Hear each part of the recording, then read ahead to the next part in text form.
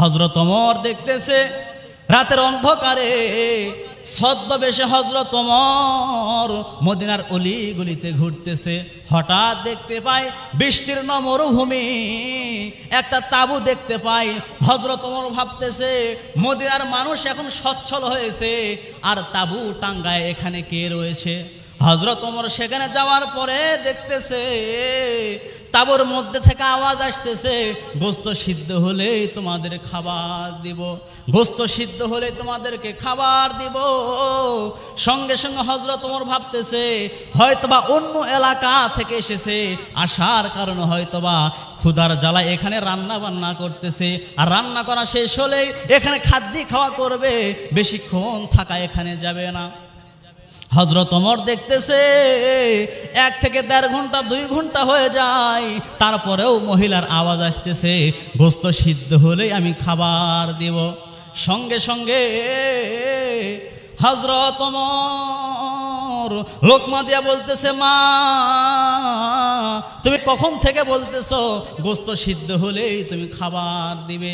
ও মা, দুম্বার গোস্ত যদি হয় সিদ্ধ হতে লাগবে মাত্র আধা ঘন্টা, উটের গোস্ত যদি হয় বড়জোর 1 ঘন্টার সময় লাগবে। মা, আমি সেই কখন থেকে দাঁড়িয়ে আছি, তুমি সেই কখন থেকে বলতেছো গোস্ত সিদ্ধ হলে আমি আমার সন্তানদেরকে খাবার দিব।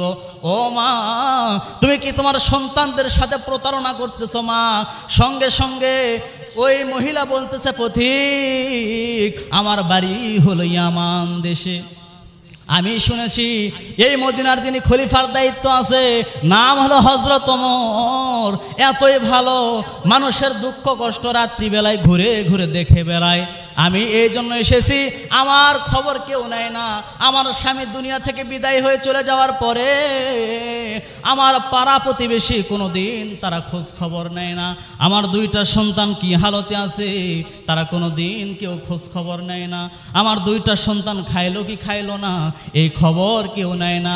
আমি মা যতই না খেয়ে থাকি, সন্তান যদি না খেয়ে থাকে, আমি মায়ের কলিজা কিন্তু সহ্য পায় না।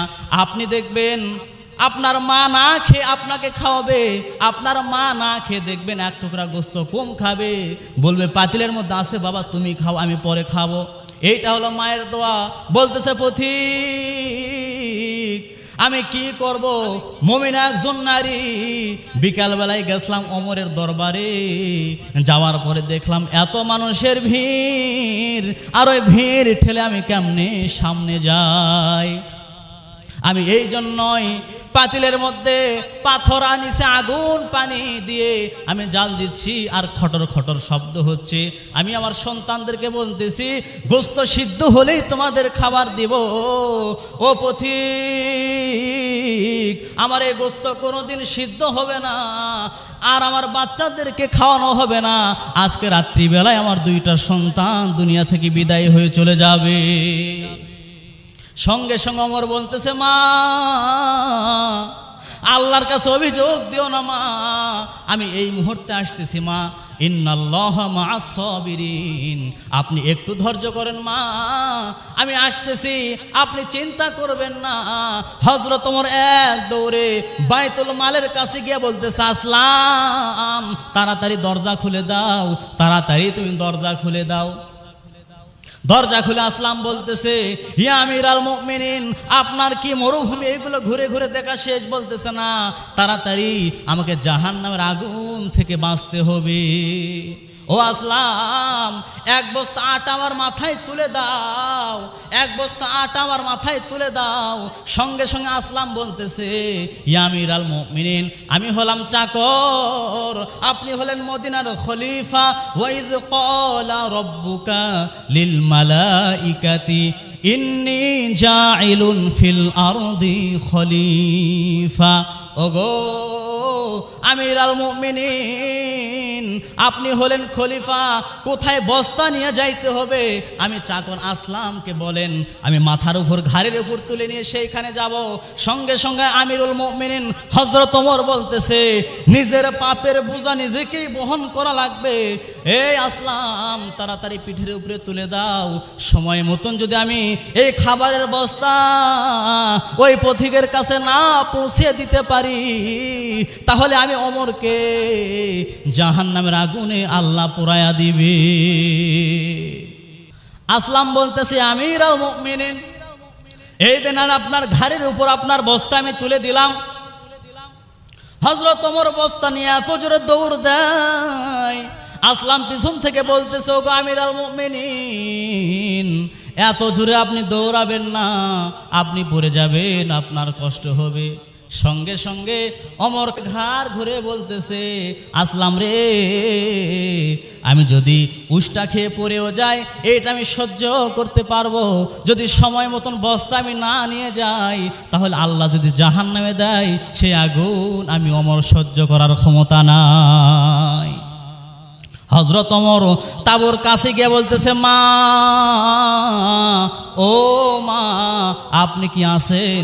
সঙ্গে সঙ্গে বলতেছে, পথিক তুমি আবার আইছো, কি বলবা? সঙ্গে সঙ্গে হযরত ওমর বলতেছে, মা, এই দেখো আমি খাবার নিয়ে এসেছি, মা, এই দেখো আমি খাবার নিয়ে এসেছি, রুটি বানাও, হালুয়া তৈরি করো, তোমার সন্তানদেরকে তুমি খাওয়াও। সঙ্গে সঙ্গে ওই পথিক, মহিলা পথিক আটা দিয়ে হালুয়া তৈরি করলো, উটি তৈরি করলো, করার পরে হযরত ওমর ওই দুইটা সন্তানকে নিজের উরাতের উপর বসায়া রুটি ছিঁড়ে হালুয়া দিয়ে ওই সন্তানদের মুখের মধ্যে যখন দেয়, ওই দুইটা সন্তান ফেল ফেল করে হযরত ওমরের দিকে তাকায় আছে। ওই একটা সন্তান একটু বড়, ওই সন্তান বলতেছে, আমাদের 2 বছর হলো আমাদের বাবা মারা গেছে, আমাদের খোঁজ খবর কেউ নেয় না। এইভাবে 2 বছরের মধ্যে কেউ আমাদের তো খাবার দেওয়ার দূরের কথা, এইভাবে উরাতের মধ্যে নিয়ে কেউ আমাদের খোঁজ খবর নেয় নাই। ও পথিক, তুমি আমাদের বাবার দরদ দিয়ে এইভাবে রুটি হালুয়া খাওয়াচ্ছ, আমাদের কলিজা ভরে গেছে। সঙ্গে সঙ্গে পথিক মহিলা বলতেছে, আল্লাহ গো, আমি জীবনে অনেক গল্প শুনেছি, হযরত ওমর অনেক ভালো মানুষ, হযরত ওমর অনেক ভালো মানুষ, আমি ভালো মানুষের গল্প শুনেছি, কিন্তু ভালো মানুষের গল্প আমি কোনোদিন দেখিনি। আজকে এই পথিক আমাদের জন্য যে খাবারের ব্যবস্থা করলো, ও আল্লাহ, হযরত ওমরকে মদিনার খলিফা না বানায়া এই পথিককে যদি খলিফা বানাইতো তাহলে আল্লাহর মদিনা জান্নাত হয়ে যেত। তাহলে সেই মহিলা কিন্তু জানে নাকি এটাই কি হযরত ওমর।